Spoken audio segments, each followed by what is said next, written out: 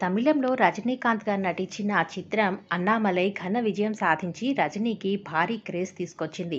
తెలుగులో rebel star Krishnamraju నటించిన 'ప్రాణ స్నేహితులు' చిత్రాన్ని కాస్త అటూ ఇటూగా కథ మార్చి తెరకెక్కించిన ఈ మూవీ రజనీ కెరీర్‌లో బిగ్గెస్ట్ హిట్లలో ఒకటిగా నిలిచింది. ఆ సినిమాలో రీమేక్ హక్కులు హవా నడుస్తుండడంతో ప్రొడ్యూసర్ కేవీవీ సత్యనారాయణ భారీ ధరకు దాని రీమేక్ రైట్స్ తీసుకున్నారు. అదే సమయంలో ఆయన వెంకటేష్‌తో 'సుందరకాండ' తీస్తున్నారు. 'అన్నామలై' మూవీ మాస్ ఎలిమెంట్స్ ఉన్న కథ కావడంతో దీనికి చిరంజీవి అయితే సెట్ అవుతారని అనుకున్నారాయన. ఓ రోజు చెన్నై నుంచి హైదరాబాద్‌కు ఫ్లైట్‌లో వస్తుండగా లక్కీగా చిరంజీవి అదే విమానంలో ఆయన కంటపడ్డారు. వెంటనే ఆయన పక్కకెళ్ళి 'అన్నామలై' కథ చెప్పి మీరే హీరోగా చేయాలని కోరారు. చిరంజీవికి కూడా ఈ కథ నచ్చడంతో వెంటనే ఓకే చెప్పేశారు. హైదరాబాద్ వెళ్ళాక తనని కలిస్తే డేట్స్ ఇస్తారని, అలాగే డైరెక్టర్‌ని కూడా ఫైనల్ చేద్దామని చిరంజీవి ఆయనకి చెప్పారు.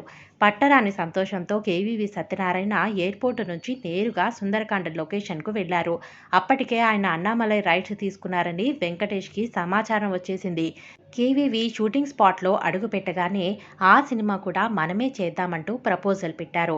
ఆ మాట విని వెంటనే కేవీవీకి నోట మాట రాలేదు. ఒక సినిమా నిర్మాణంలో ఉండగానే అదే స్టార్‌తో కంటిన్యూ అవుతూ మరో సినిమా తీయడం అప్పటికి చాలా అరుదైన విషయం. అది వెంకటేష్‌తో ఆ ఛాన్స్ రావడం నిజంగా అదృష్టమే. అయితే అప్పటికే ఆ కథ చిరంజీవికి చెప్పడం, ఆయన ఓకే చెప్పడంతో కేవీవీకి ఏం చేయాలో తోచలేదు.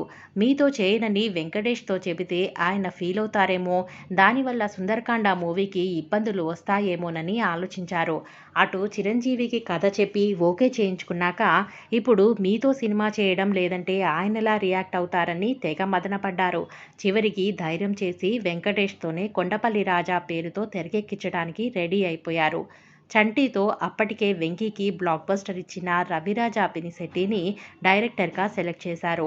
వెంకటేష్‌కి జోడీగా నగ్మ, ప్రాణ స్నేహితుడిగా సుమన్, సుజాత, సుధాకర్, కోట శ్రీనివాసరావు, శ్రీకాంత్ తారాగణంతో తెరకెక్కిన ఈ సినిమా తెలుగులోనూ మంచి విజయం సాధించింది.